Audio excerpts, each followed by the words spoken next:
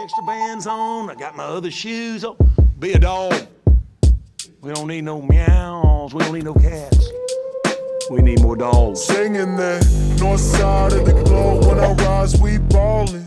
We ballin'. Singing east coast of the globe. When I ride, we ballin'. We ballin'. Singing that east coast of the globe. When I just ride, turned we on this new ballin'. sports betting show and it's freaking sick. You must mean the Whiparound. Yeah, that's the one. With Brad Evans giving picks, Crack talking shop, Don't forget the sports broker Geoff Dawson. and Rob Pizzola with his DGen friends. There's something here for everyone, and it's definitely not boring.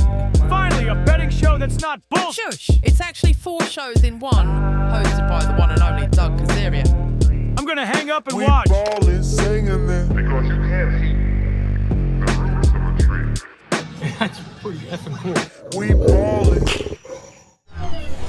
Welcome into the Whiparound. I am Doug Kezirian. This show is the first of its kind in the sports betting space. We have essentially 4 different shows all in one. That's why we are going to whip around different personalities, but also different topics. We're going to discuss the NFL season that's just around the corner and look at some futures in that market. We're also going to touch on the casino world here in Las Vegas on the Strip and where some good edges are or what's going down right now in the casinos, the changes that we're experiencing, and maybe some free entries at various hotels here on the Las Vegas Strip. But we're also touching on sports topics in general. And no league and no sport right now is more booming than the WNBA and women's basketball as a whole. Now, it first burst onto the scene with Caitlyn Clark, really exciting everyone, and it became a phenomenon. Back in the day, the old adage was Tiger Woods doesn't move the needle, he is the needle. And there's a parallel here nowadays with Caitlyn Clark. Now, what that means and where it's headed, it's an interesting discussion. And that's why we have the Circles Off crew discussing that Caitlyn Clark impact.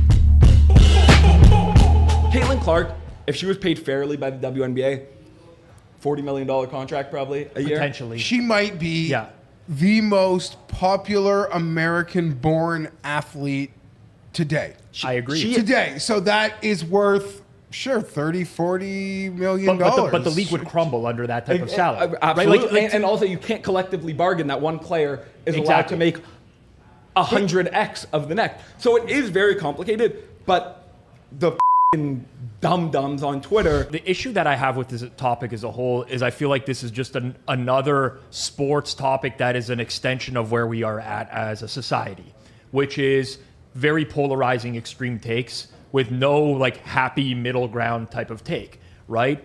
So I mean, I typed in pay us what you owe us on Twitter. I went through literally hundreds of tweets just to, and you know, listen, I don't know how the Twitter algorithm works and what gets surfaced and what doesn't, whatever, but there are some very extreme takes one way or another. I think we can all agree that when you look at where the WNBA is now, there's no doubt it's growing in a massive way. We have expansion coming to Toronto. I think like when I was really surprised to see what the max salary is in the WNBA, which is $250K. To me, that seems low for what it is as a product now, especially how it's growing with betting, just the general visibility. But there's also the other side of like, well, the women should be paid as much as the men do, right? And I'm not turning this into a sexism type of issue or anything like that. This is just simple economics, right? Like if you look at the revenue that the NBA generates relative to the WNBA, there is no comparison. You cannot pay women the same revenue share on certain things that a male player in the NBA would make because the league wouldn't exist anymore. There's just not enough profit to go around. So there should be some happy medium. To me, the floor should be raised on salaries. For superstars in the league, there should be some sort of incentives that possibly could get met where they can earn 7-figure contracts. And there should be stuff in the CBA that as the league grows, the pay structure also grows with the league. It seems that simple to me, rather than this clear-cut, yes, they deserve more money, no, they don't. They deserve more money as the league continues to scale.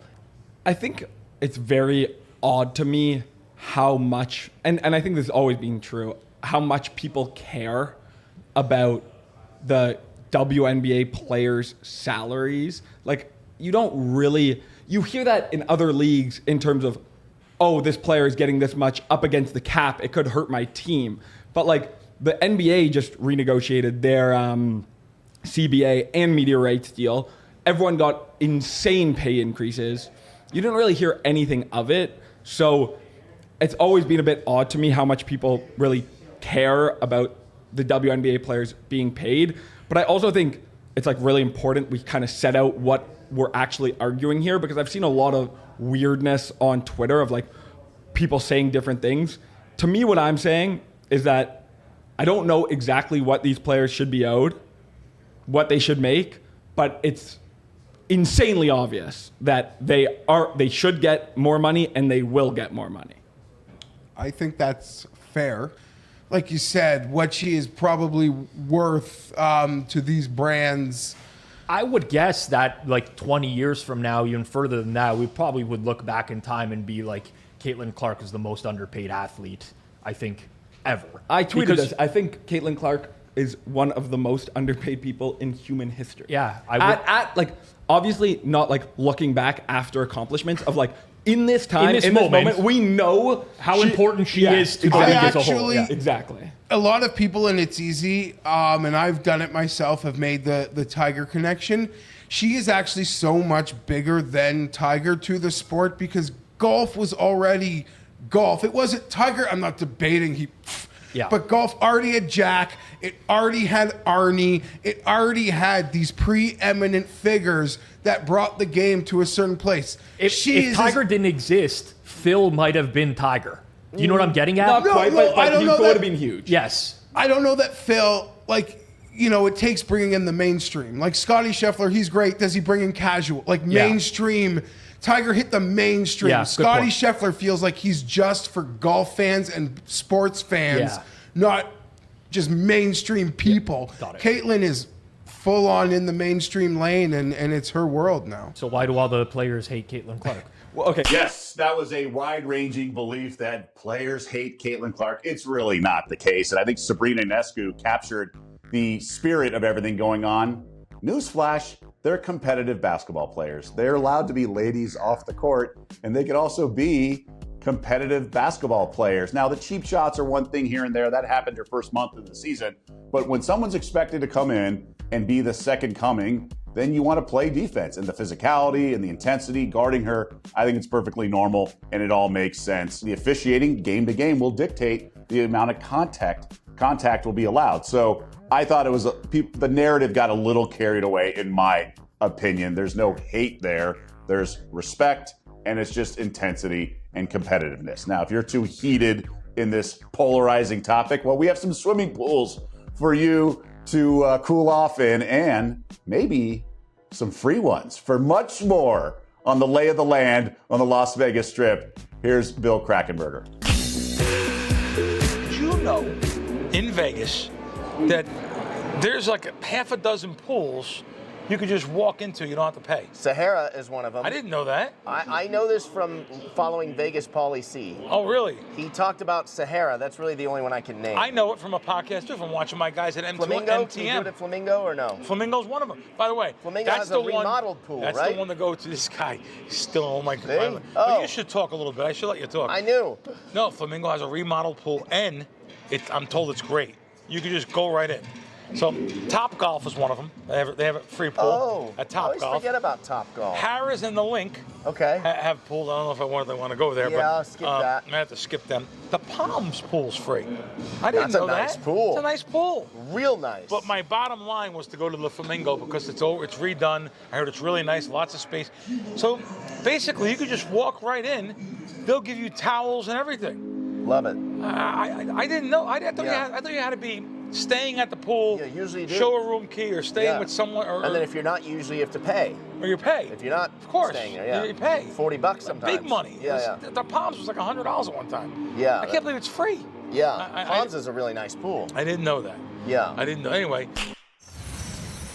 The Whiparound is brought to you by WagerWire and responsible gaming partner Birch's Health. If you think you have a gambling problem, you probably do. So, yeah. All right, I'm going for a dip and you are going to a commercial break.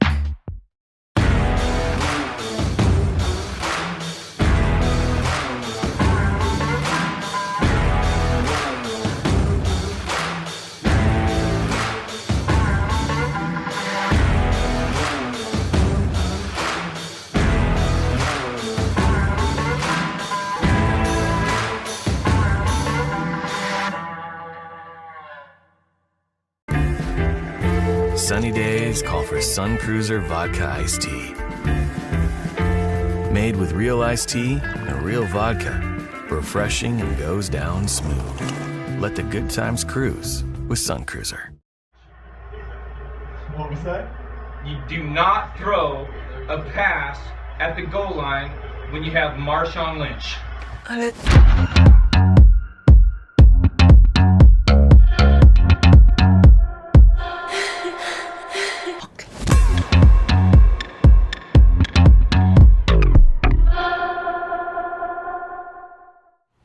My jeans are brown.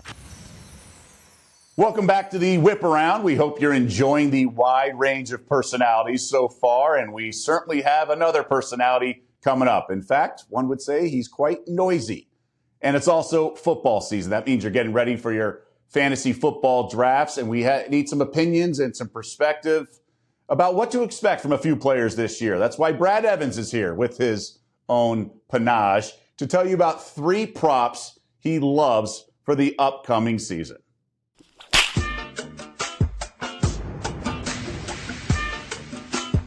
Hola, amigos! Brad the Big Noise Evans here from BetMGM tonight and thegamingjuice.com, and I got a 3-pack of player prop of futures that have caught my eye. Numero uno, getting down with my guy Chase Brown of the Cincinnati Bengals.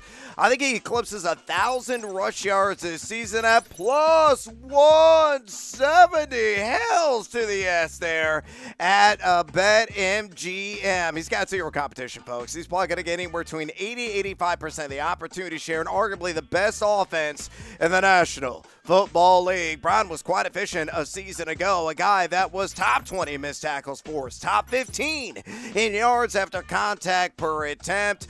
So he's got the skills to pay the bills, to say the least. See nothing but light fronts with Joe Burrow stretching the field to Jamar Chase and T. Higgins. Again, I think he goes over 1,000 yards at plus 170 there at BetMGM. Numero dos for me. I think the Dak attack is going to be alive and well in Big D this year.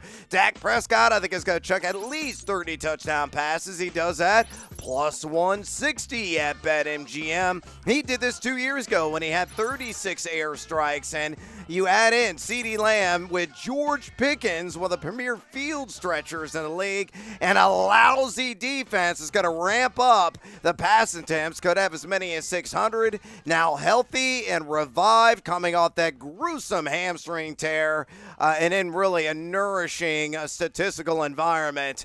Dak Prescott to exceed 30 passing touchdowns plus 160 is a fine value. And last and certainly not least, let's go to Viva Las Vegas. I say Jacoby Myers goes over 1,000 at receiving yards. Ooh, and look at that juice. Let's get seduced by the juice at plus 240 on that prop. A major upgrade at quarterback for him, going from Aiden O'Connell, Gardner Minshew to Geno Smith. Now, Geno Smith, his last season with the Seattle Seahawks a year ago, was top 10 in adjusted completion percentage. On top of that, Myers, whether working out the slot or outside, is the guy that's got the shimmy and the shake to get some breathing room. He was top 10 in total route wins last year, and a guy that gets appreciable yards after the catch as well. Again, I think he's going to exceed 1,000 yards here in 2025. And there you have it.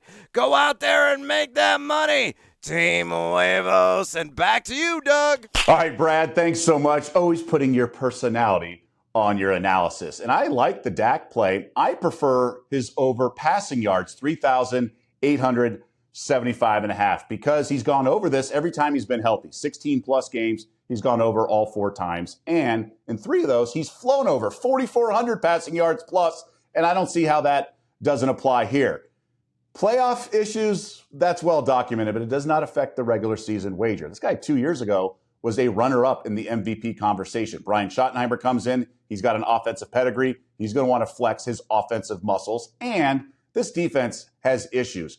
Dak's going to be involved in a lot of shootouts. The division's better, meaning the Giants are better, and obviously the Commanders are trending in the right direction. I see Dak having a big year, at least from a passing yard standpoint, and hopefully from a touchdown standpoint for Brad. 2 win totals I also like. Packers under 9.5 wins. Yes, 11 wins last year, but some of that was smoke and mirrors. I mean, 2 of those came when Malik Willis was the quarterback and they changed their offense. But I don't believe in Jordan Love. The schedules does them no favors. They only have 1 home game in December, and that's against Baltimore, who will be perfectly conditioned for the frozen tundra of Lambeau. The division also is much better. Maybe Minnesota won't be running out of the gates being undefeated for about 2 months, but the Bears should be a lot better. I still believe in the Lions enough that I don't think the Packers are going to run away with this division. 10-7 is not a lot to ask, so the Packers could do it, but there should be some regression here. I think 9-8 or worse, because I just don't believe in this Packers team. I don't think the offensive weapons, the wide receivers specifically, are that great. And I don't think the defense is that great, and the division is good. Also, last year, out of the division, they played the AFC South and NFC West. Those are certainly weaker divisions. This year, AFC North, which might be the best division in all of football, and the NFC East, which, as I mentioned, is better. I also like the Colts under 7.5 wins. Now, I know that division's terrible, but the bottom is getting better. I think the Titans will be better this year, going from Will Levis to Cam Ward. And I think the Jaguars will finally get it together under Trevor Lawrence enough, and then Houston's good. But this is, to me, could be the worst team in the division. I don't think Anthony Richardson's anywhere close to an NFL starting quarterback. He's either going to find himself on the sideline because of injury or because of poor play. Daniel Jones is no relief or rescue, so I think he's going to struggle as well. The coaching staff's trying to make it all work as they're on the hot seat. I just think it's going to be a really bad season. I don't see 8 wins for a team, for them to go 8-9, even in a weak division. I just don't see it. So that was a lot of numbers to throw at you. Bill Krackomberger has some more numbers back on the Las Vegas Strip as he dives into the world of the casinos. New Jersey sports betting revenue in June, 50% gain from June over June. Wow. Our internet betting has increased from 80% to 95% internet betting. Sportsbook reported 91.2 in revenue in June compared to 60.1 in June of 2024. $91 million. And you want to know where the money comes from? That's just betting. That's profit, or that's Sports. just bets? That's Bets? profit. Profit. Look what leads the way. Parlays. Parlays lead the way. As in they June. should.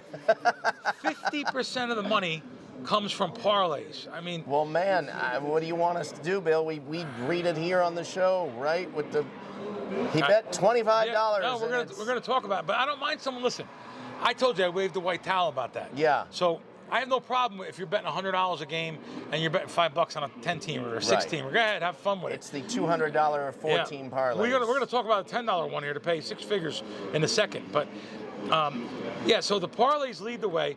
Look at the handle, 790 million in June.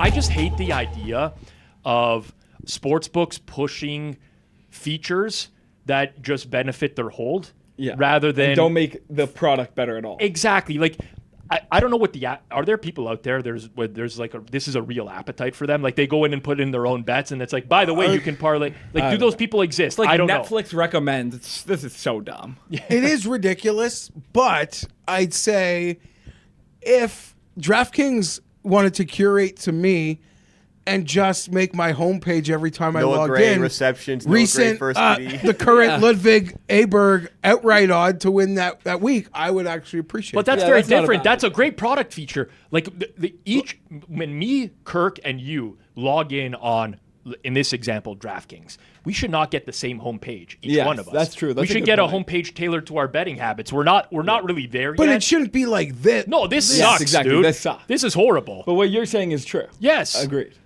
Yeah. Dude, I log into sites during the day and they're serving up like live Swedish soccer. Yeah. I've never made a live Swedish soccer bet in my life. What the is this? You know where I'm going to navigate to. Yeah. Just let me get there quicker.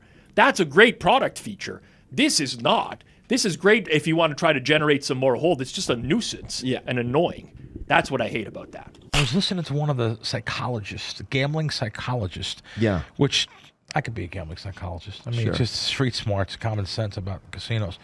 The beautiful colored machines, how their patterns recognition from when you were a kid, and they want to touch on some of the great memories we had as a child.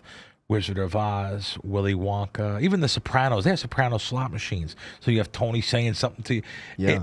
It touches a chord within us. It makes us feed the machines more. It releases the dopamine to the brain with the excitement of nearly hitting a jackpot. Yeah. And that hits the pleasure center of the brain, which makes you put more money in. And literally, when that's hitting you, it's hitting you with the force of crack cocaine.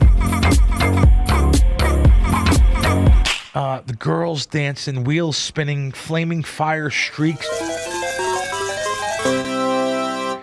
It's so true. I don't look at it like that, me, but I could see how everyone else does. Most people do. Yeah. And I don't even realize when I walk through and I see the Wizard of Oz machine. By the way, it's a giant 2-seat slot machine with a yellow brick road. I saw it, and I don't think much of it. I say, "Wow, it's pretty cool." Now, after watching this Australian slot degenerate hustling, not hustling, slot special, you realize that. Yeah, this it's pretty bad. Yeah. It's pretty bad. Grandma's going straight to that Wizard of Oz.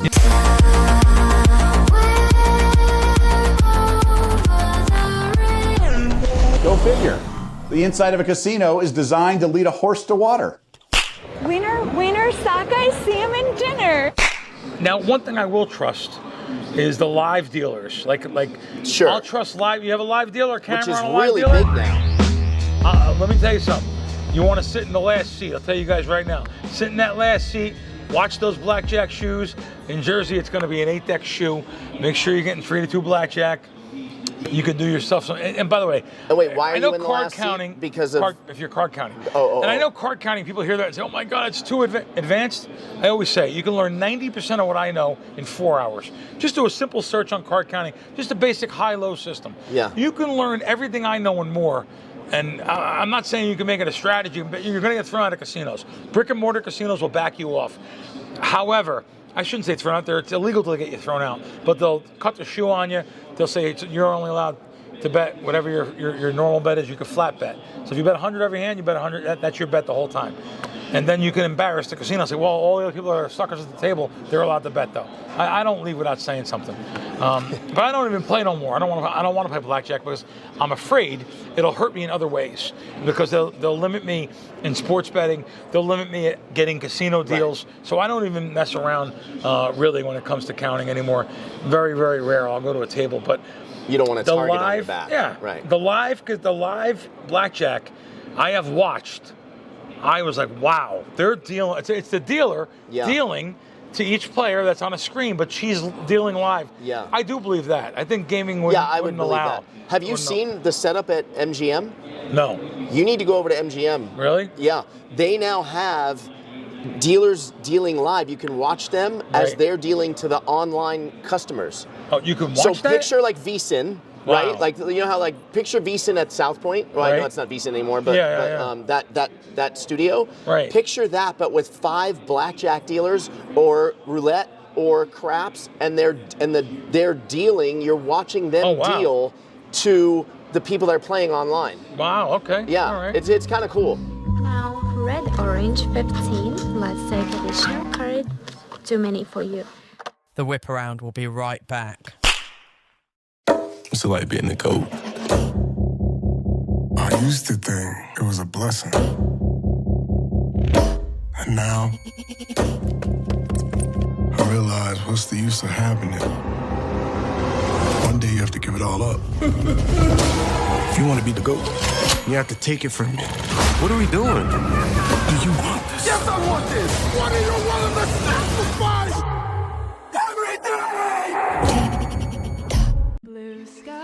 Some people think nature is like this. It's actually like this.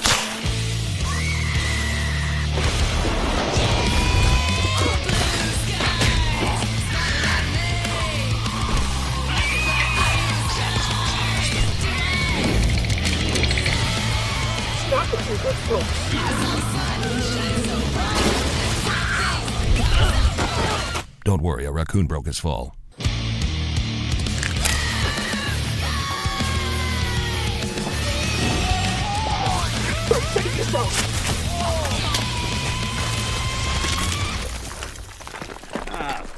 Not again. Mother Nature can be a real motherfucker. That's why Columbia engineers everything we make for anything nature can throw at you. Columbia, engineered for whatever.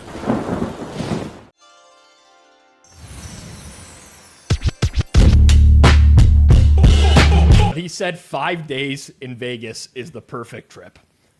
That's wild, man. That got a rise out of the group chat. I agreed, by the way. I'll take the heat too. Unless your idea of a great trip is coming home dehydrated, broke, and on the full verge of like a mental breakdown, 5 days in Vegas is way too much. Like, Vegas isn't real life. Time doesn't exist. Like, you start out your night of like, oh, I'll grab a drink and I'll hit the tables, and it turns into you eating breakfast at the roulette wheel with a guy in like a wedding tux sleeping next to you. Like, nothing makes sense when you're there. After 3 days, I don't know about you guys, my body like starts revolting. My brain turns to mush. I don't know how you can do that. Like, unless you're doing clean living, Vegas, that's different. Like, no gambling, no partying, you're in bed at a reasonable time, then sure. But 5 days, man. Like, 3 to me is a sweet spot. I do 5 days for Bet Bash. I come home like I've been there for 5 months. Like, you know how long it takes me to get back on track? That one was not the best take, in my opinion. Certainly an interesting conversation, and one that I've had many times over the years, given I grew up in Las Vegas and made the trip on I-15 too many times to count. I've always said 48 hours is a good limit, kind of like the max you can hang out with the in-laws. I say that from friends. I'm not married, but that's what I hear, so to speak. But given it's Bet Bash, and many people are here for 5 days, you can certainly go beyond that 48-hour rule. You just got to know when to press and step your foot on the gas and when to take the foot off the gas a little bit. Pace yourself. I've lived here over 12 years. Obviously, I don't have a Vegas weekend every weekend. In fact, I've gone hiking on a Saturday morning up in the mountains, or even played pickleball on a Sunday morning. Again, no Vegas weekend every single weekend. And during Bet Bash, 5-day run, you don't have to blow it out every single night. We hope you enjoyed this whip around as we touched on a variety of topics and went as far north to Canada, down to the Las Vegas Strip, and everywhere in between. We certainly enjoyed ourselves.